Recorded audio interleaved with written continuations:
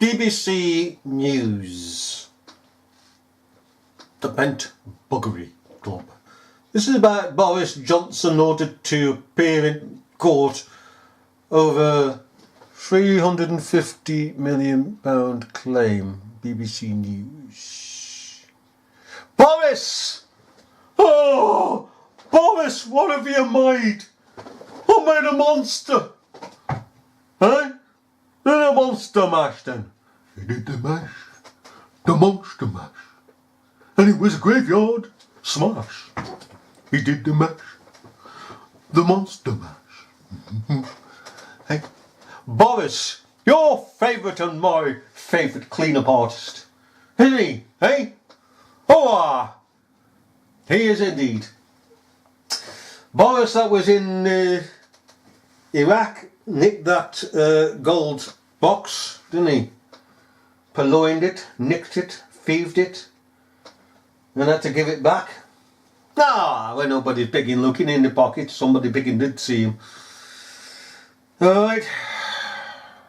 And if nobody knows, he's an American. He was born in America. America, America, the land of the free. Yeah, Boris, Blondie, or as Alf Garnett would say, Shirley Temple, is running for the premiership, the Prime Minister's job. This American, this adulterer, this piece of filth is totally, absolutely fitted 100% to lead this country continually down into the depths of despair, corruption, deceit, lies, dishonour, down the toilet. And maybe he will be the one that presses the pigging handle and flushes this country down altogether through the wastes of time. This dirty, filthy, abominable, despicable Boris adulterous Johnson, who gives no concern, has no concern about anybody else but himself. He is so self-centered that the devil himself rose up to contend against him. Boris Johnson is evil beyond evil. When he is challenged over doing what's right, he immediately speaks wrong. Immediately. That's intrinsically that he is evil. You and I know what's right and wrong. His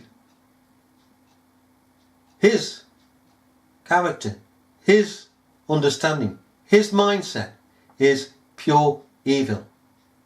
What we accept to be right and wrong, he accepts to be evil, and what is evil to him is right.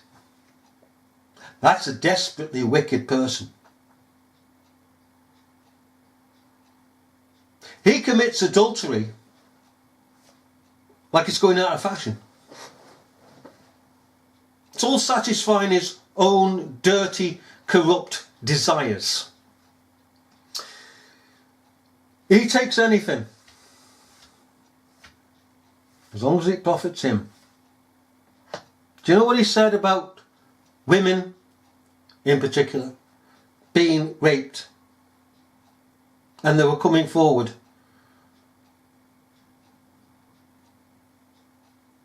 He said no money should be spent upon those cases.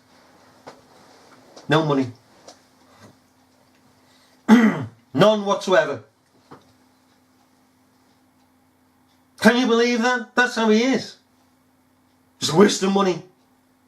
And it's a waste of time and effort on rape cases. And of course, when it comes to historical rape cases, he says exactly the same, because one and the same. He equally had a go at the police, saying they were out of order for investigating, was it Michael Green, Richard Green? Green his name was. This MP, Green, as in how green is Maggie Thatcher's teeth bar now, had been viewing pornography in his office by his office computer. He denied it. Naturally. You don't accept it. These boys don't accept anything. Their position is, if they're charged with something, is to deny it. Automatically do a Bill Clinton, deny everything. As Bill Clinton once said, you deny and deny and deny because you want them to prove your denials. Just keep denying. And if they find something, say, oh, hey man. Ah, well, what about this? Well, no, I didn't do that. And this is the game they play. You see? This is the game they play. They know how to play the game. And of course, Boris went on at the police for wasting time and wasting the public's money on this investigation of this MP. I told you. Boris Johnson is intrinsically evil. What is evil is good to him. And what is good is evil to him. He's dismissive of anything that is good, and therefore dismissive of us. Green, one of the things, may I say, that if you look it up, Green, it's reported by the media, the corrupt media, right, that he was charged, so there's evidence of him doing it, even though he denies it, okay, as we say, he naturally has to deny it. That he had pornography, okay, and people will say, well, oh, you know, what do you call them, these pornographic films, you know, Herbie in Paradise or something, and he's watching these adult films, is it? No. That's the mindset of the general public. When the media says he's been arrested for watching pornography in his office via his computer instead of doing the constituency job that he was supposed to be doing, he's sitting there in front of this computer watching pornography. People would automatically say, well, it's adult pornography. Who says it's adult pornography? The point being is that the media isn't defining what type of pornography. Why isn't it defining what type of pornography? Huh? If it was I or you reporting on it, we'd say, well, adult pornography. Just to clear the fact that it wasn't child pornography. You see? You say, I never thought of that. Never thought it could be child pornography. There are child buggers in there. Dolphins squirming all the big mess. They're child buggers. That place is full of child buggers. Is it any wonder that over 500 MPs, when they were asked to sign a petition for the House to investigate itself on child buggery, over 500 MPs did not sign it, did not approve of that motion. Only a handful did, and out of the handful, you can bet they only put it just to save picking face. Or you might get one or two that are not into that, but are into something else. It's a den of thieves, drunkards, liars, reprobates. That's how it is. And he's supporting Green. Oh, Boris. I believe he's just gone off with another woman. Does he bat an eyelid? No. It's satisfying the evil, corrupt nature of Boris Johnson, who is of dual nationality. He's American and he's British. And he will do anything as a publicity stunt to publicise himself. And he's very well educated. Very, very well educated. Believe me, he's very well educated. But at the same time, all that is set aside, and he deliberately sets it aside. Deliberately. Because in his education, he's got history, for instance. Okay, world history. He said he read the Quran, and he finds the Quran a book of peace. What? Right, I'm not going to go into that. But I'll say this. Boris is an academic, is well educated, knows his history, and he can see in the Middle Ages is the profound exhibition of Islam, of what Islam stands for. And it stands for murder and mayhem, slaughter. In the Middle Ages, Islam found its feet and said, right, we're going on a campaign and we're going to spread Islam, this God of ours that we have created. We're going to spread it across the world. They get on the horses, they get their sabres and the like, and they go to the village. Well, they come to a village, slaughter it. Everything slaughtered. Because they found there was no Muslims there. Next village, slaughter. Town, slaughter. And as they're slaughtering their way across the world, they inevitably come across towns and villages, cities, where there's people. And they say, oh yeah, I accept Muhammad is the prophet and Allah is my God. Yeah, I do that. You know, people would say that there and then, on the spot, to save their own lives. And the Muslim, or Muzzy as they used to be called, would say, yeah, fine, I accept your confession that you are now a Muslim. Take this. Whack. Why did you kill my husband?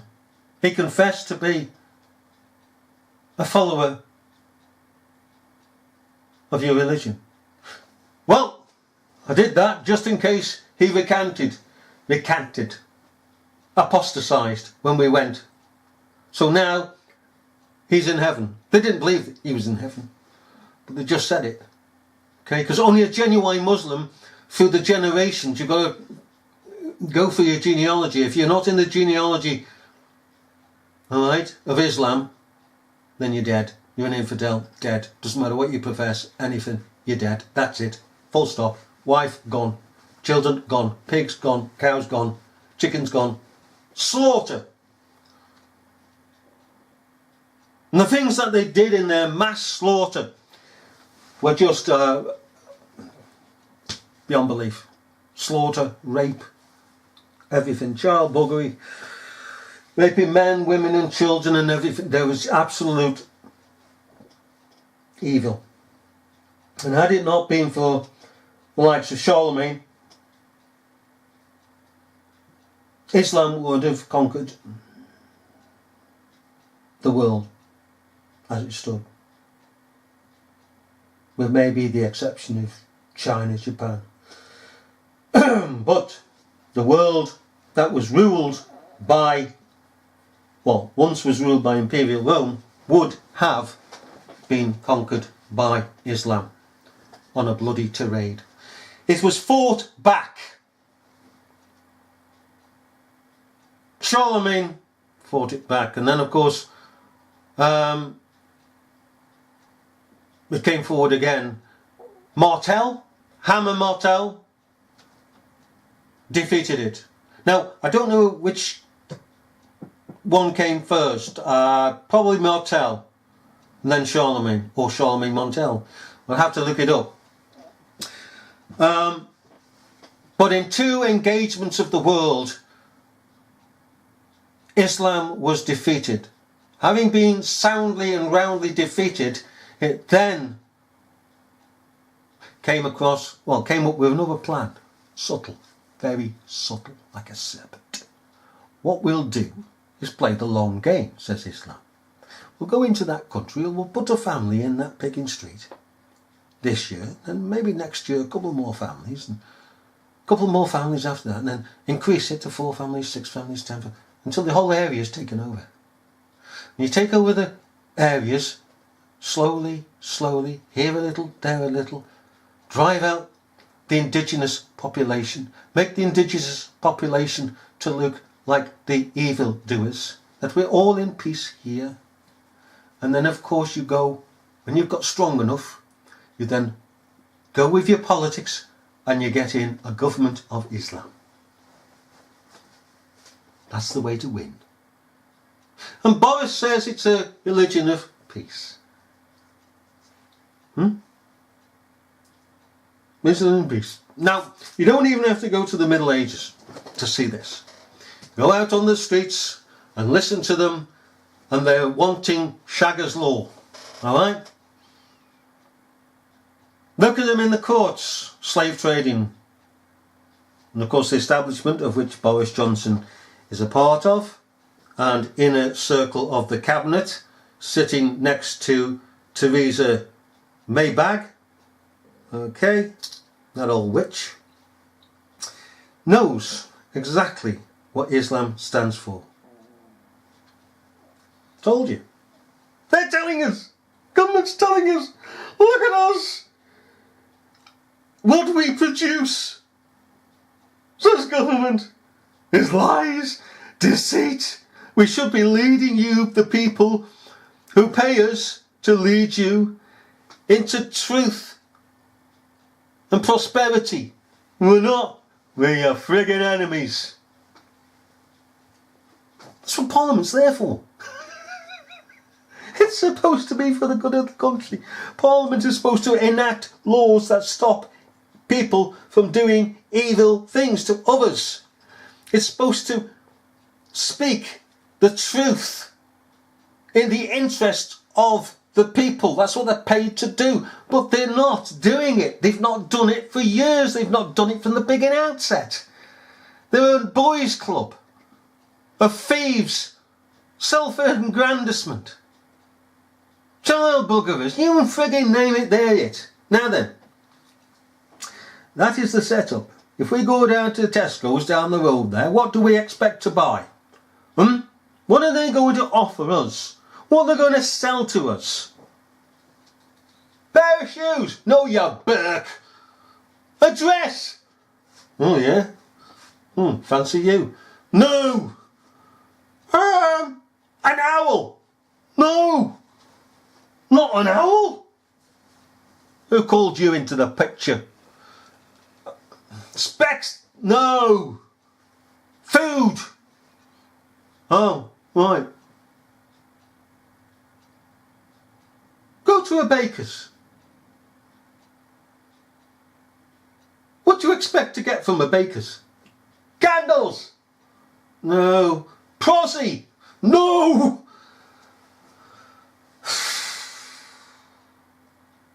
No, you get disease from posies. Bread. What do you expect to get from a train driver? Well, you get from A to B, don't you? Huh? What do you expect to get from Parliament? Lies. Lies. Lies. And more lies. and deception and child robbery and every evil way. That is what you get. That is what you're served. That is what the government trades in. That is their speciality. So when if persons come to vote at the ballot box, they're actually voting for this speciality that Parliament is. The speciality of wickedness. And you can keep it. You can keep your sayings that my father and his father fought for the freedom of this country to vote. They didn't fight to have this iniquitous body, the freedom to vote for this iniquitous body. That is what they never fought for. You are liars, because you have been listening to this deceitful body.